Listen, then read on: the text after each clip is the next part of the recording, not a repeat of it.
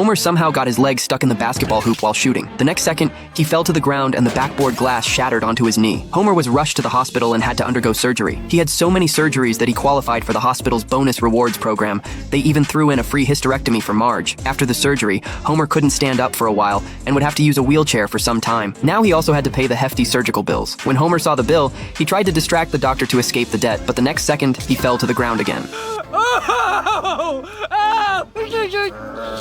Homer ended up in the operating room once more. The doctor ordered him to stay off his feet for 2 weeks. Homer was devastated at the thought of missing 2 weeks of work. Back home, Homer sat in his wheelchair gazing out the window. His friends came by and frolicked around freely right in front of his house. His family members all had their own things to do. Homer was incredibly bored, so he set his sights on the family cat and dog. He stuffed them into a bag together, hoping they would start a cross-species romance. Homer would soon have a magical hybrid pet. No, that's not how you do it. But they simply ran away. Just then, Flanders came over with his 2 kids. He wanted to ask Marge to look after them, but Marge wasn't home. She had gone to the morgue to identify a body. That's not my Uncle Lou. And this man's not them. That's what I've been trying to tell you. That's just gas escaping. So Flanders had to ask Homer to babysit instead. The kids, who were usually extremely restrained at home, could eat whatever they wanted at Homer's. There were no rules here. Anything went as long as it wasn't illegal. They had a wonderful evening. When Flanders came to pick up the kids, they even wanted Homer to babysit them every day. Hearing this, an idea instantly popped into Homer's head. He could open a daycare. With more kids around, he wouldn't be lonely anymore. Then I'll do it, just to see the look on your face. That's the one. So Homer immediately started a daycare at home. The residents of Springfield all dropped their kids off at Homer's, while the adults enjoyed some rare peace and quiet. A month later, Homer's injured knee had fully healed, but he still loved working with kids. He always showed endless patience with the children. Even when the kids got bored, Homer would pull them back to keep them entertained. This really annoyed Bart and Lisa. They thought Homer would close the daycare once he recovered, but Homer had suddenly discovered how much he loved taking care of kids. Lisa asked what about her and Bart. Don't worry, honey. You'll have children of your own someday. Then you'll know my joy.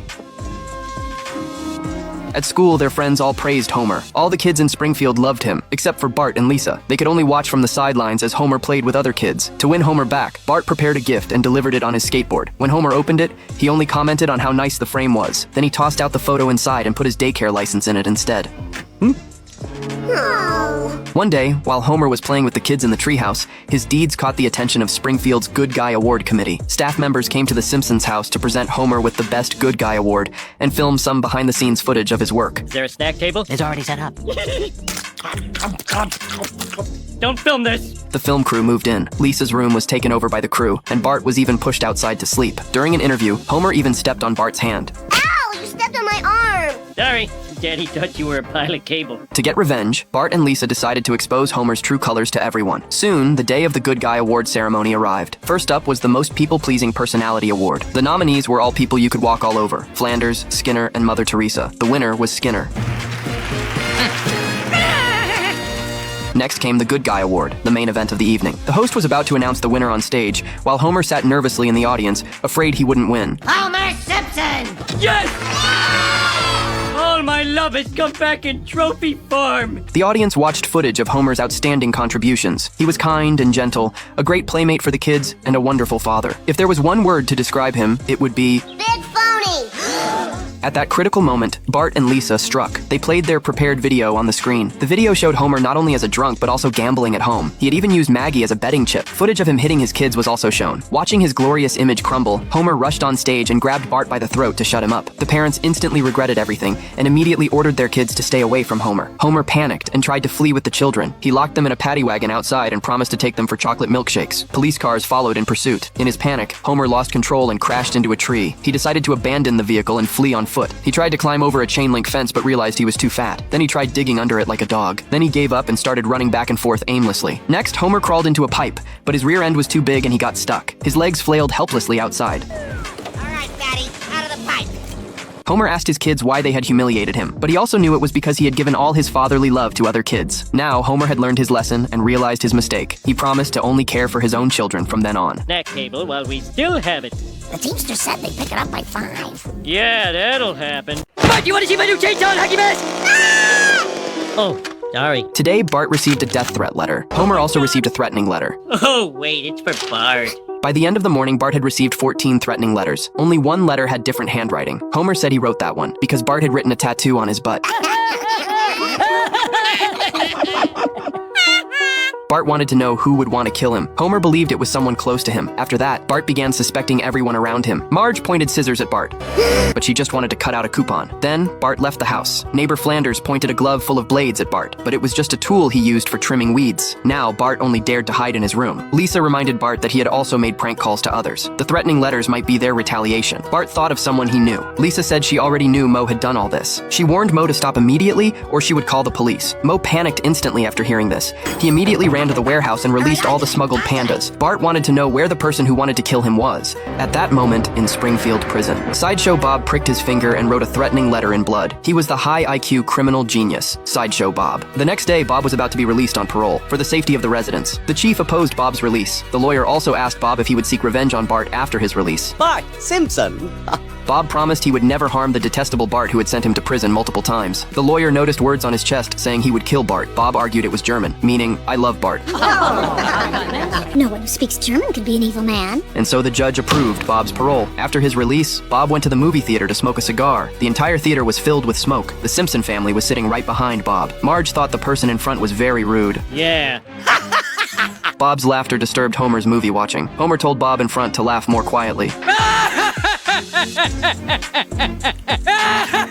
Oh, really? Now that's too much. Bart was startled by Sideshow Bob. He immediately realized Bob must have written the threatening letters. The movie theater wasn't a good place to kill Bart. Bob had no choice but to leave first. He wanted Bart to be killed while living in extreme fear. Bob had been working out for this purpose. Meanwhile, the chief set up traps at Bart's house. As soon as Bob dared to enter, the chief would be notified immediately. Whatever Homer did once a man entered his home would be legal. After hearing this, Homer immediately called neighbor Flanders over to fix the pipes. It doesn't work if you invite him. Idly hey! Go home. Doodly-doo! Then Don't you Homer fret. asked the mob boss to help drive Bob away. The mob boss promised to drive Bob away with a tough attitude. Come on, leave town. No. I'll be your friend. No. Oh, you're mean. The next day, Bob began announcing who he wouldn't kill in the neighborhood, the Flanders family and the Simpson family. But Bart was the exception. To protect Bart, the Simpson family sought help from the Witness Protection Program. The staff would arrange a new address for the Simpson family and give them new identities. Now Homer needed to change his name to Homer Thompson. Now, when I say hello, Mr. Thompson, and press down on your foot, you smile and nod. No problem. Hello, Mr. Thompson. I think he's talking to you. The next day, Homer took his family and left Springfield. They were happy to move to a new home and start a new life. But at that moment, Bob was hiding under their car. Homer wanted to drive through the cactus garden. The kids all agreed. No! Whoop, 2 against 1. Then Homer took the family to their new home. Their new home was on a boat. After the bumpy journey, Bob could finally crawl out from under the car. That day, Bart was walking on the street when he heard Bob's voice. He saw Bob under a car. What do you want? Bob argued that lying on the street wasn't against the law. Bart immediately told his parents about seeing Bob, but Homer thought it was impossible for Bob to come here. He believed Bart was so scared he was hallucinating. That night, Bob had already planned how to brutally kill Bart. Bart lay in bed, afraid to sleep. A knife appeared at his bedroom door. Do you want some brownie before you go to bed? It turned out Homer just came to share some cake with Bart. Bart told him not to appear suddenly like that and scare people. Homer apologized to his son and left. Suddenly, a masked person rushed at Bart with a chainsaw. Oh, sorry. What am I thinking? After everyone fell asleep, Bob secretly boarded the yacht. He cut the rope tying the boat, preparing to take revenge on Bart. Hello, Bart. Bart screamed for help, but his family had already been tied up. Just as Bob was about to slash at Bart, Bart immediately flipped out the window. He tried to escape from the front of the yacht, but there were alligators in the river. Bart immediately ran to the stern to check, but there were electric eels here. Now Bart was completely trapped. Bart saw they were about to return to Springfield. All he needed to do now was stall for time. Bart praised Bob's singing voice as absolutely beautiful. He wanted to hear Bob perform HMS Pinafore before he died. Very well, Bart. I shall send you to heaven before I send you to hell. And so Bob began singing for Bart. Bart would also perform along with him. The yacht was about to return to Springfield. Bob's opera performance was also finished. He was ready to kill Bart with the knife. At that moment, the yacht crashed into the rocks. The chief on the shore also spotted Bob. In the end, Bob was caught and sent back to prison. The Simpson family returned home. 100 years ago, a teddy bear fell into a river. In 1927, New York, a soldier picked up the teddy bear. He took the teddy bear and flew abroad by plane. The teddy bear the soldier dropped was picked up by another soldier. On the battlefield of Berlin in 1945, the soldier blamed the war's defeat on the teddy bear. By 1957, in the Arctic, the teddy bear was frozen and drifted out to sea. Finally, in 1993, the teddy bear was put into a bag by an ice harvester. The ice block was sold to Apu's store. Bart bought the ice bag containing the teddy bear. Now the teddy bear had become very worn out. Ugh, gross. It's probably diseased or something. Here, Maggie. Maggie really loved this teddy bear. The teddy bear was named Bobo. This was something the millionaire Mr. Burns had been searching for all along. To win Mr. Burns' affection, Smithers dressed up as a teddy bear every day. But Mr. Burns only wanted his own teddy bear, Bobo. So Smithers began posting notices everywhere looking for the teddy bear. Even the TV station started reporting news about finding Mr. Burns' teddy bear. The host said the teddy bear could be anywhere. It might even be in your child's hands. Maggie, I'm trying to watch TV. Put that moldy old bear down. Moldy? Hold! I'm gonna get something to eat! Maggie placed the teddy bear in front of the fish tank. At that moment, Homer stepped on a skateboard at the top of the stairs. He tumbled down the stairs and did a dance with his head. Homer saw the fish tank. How long have we had these fish? Wait, the bear. Burns his bear. This was an opportunity for the Simpson family to get rich. Homer refused to let Mr. Burns take back the teddy bear easily, unless Mr. Burns gave him his own private recording studio. Lisa believed they should return someone's treasured possession unconditionally. Marge planned to sew the teddy bear's eyes back on. That way, perhaps they could ask for double the price. The family couldn't believe Marge would say such a thing. Well, why can't I be greedy once in a while? Homer brought the teddy bear to Mr. Burns, but Mr. Burns claimed he didn't have much money. Mr. Burns made excuses that he had no money, and even his house was falling apart. Homer realized Mr. Burns was lying to him. May I offer you a drink? Sorry, Burns, no deal. But after returning home, Homer kept thinking about exchanging the teddy bear for money. He was going to call Mr. Burns. Maybe I can still get that drink. Bart thought the longer Mr. Burns waited, the more money he would offer. But Homer couldn't help himself. The whole family tried to stop Homer. At that moment, Mr. Burns arrived at Homer's house. How much do you want? $1 million and 3 Hawaiian Islands. Good ones, not the leper one. Mr. Burns agreed to Homer's terms. As long as he handed over the teddy bear, Homer would become a rich man. But Maggie held onto the teddy bear and wouldn't let go. She refused to give up her toy. On one side was enormous wealth. On the other side was his adorable daughter. In the end, Homer chose to give the teddy bear back to Maggie. The deal's off, Mr. Burns. The bear stays here. Mr. Burns said Homer would definitely regret this. Homer consoled himself that he didn't need his money. His life was already good enough. Son, you gotta help me. I hit 3 people on the way over here, and I don't have any insurance. That night, Mr. Burns and Smithers planned to steal the teddy bear, but the rope without a height difference trapped them both, leaving them unable to move. In the end, the fire department had to rescue them. However, Mr. Burns wasn't going to give up. The two used plungers to climb across the ceiling, but Homer suddenly came to the refrigerator looking for food. He was going to eat 64 slices of American cheese. Homer just kept eating until dawn. Marge was shocked. The 2 men on the ceiling also fell down. Good day to you.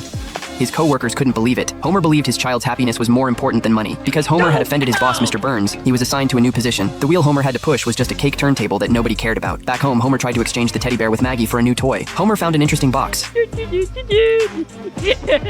No, my box, my box. Homer thought Marge would be angry at him for not taking Mr. Burns' money, but Marge was proud of Homer. You came through for your daughter when she needed you the most. However, these words couldn't comfort Homer's wounded soul. He needed the box to comfort himself. The next day, Homer was watching TV at home, but Mr. Burns suddenly appeared on the television. Give me my bear, Simpson. Homer kept changing channels, but Mr. Burns was on every one. It turned out Mr. Burns had taken over all 78 channels. No one could watch their favorite shows unless Homer returned the teddy bear. Ooh, that bite. Holy crap. Mr. Burns also cut off Springfield's beer supply. If anyone was unhappy, they should take it up with Homer. Soon, the drunk Barney came looking for Homer. Oh, Barney, leave me alone. What? Angry protesters gathered at Homer's doorstep, but Homer wasn't scared at all. The residents prepared to simply take the teddy bear and return it to Mr. Burns. Mo snatched the teddy bear from Maggie's hands. People passed the teddy bear outside, but as they were about to leave, they saw how sad Maggie was. The protesters realized they were bullying a little girl. They ultimately returned the teddy bear to Maggie. Mr. Burns came to Homer's house again. Look what you've reduced me to. Please, please. But the teddy bear now belonged to Maggie. At that moment, Maggie was playing in the sand. Mr. Burns suddenly appeared. Maggie shared her pacifier with him. Oh, well, I don't usually, just this once. Ugh.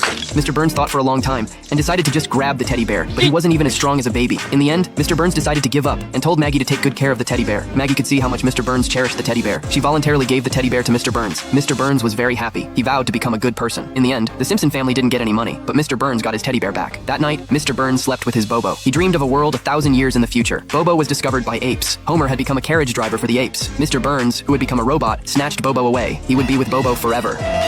Wait for me, sir. What?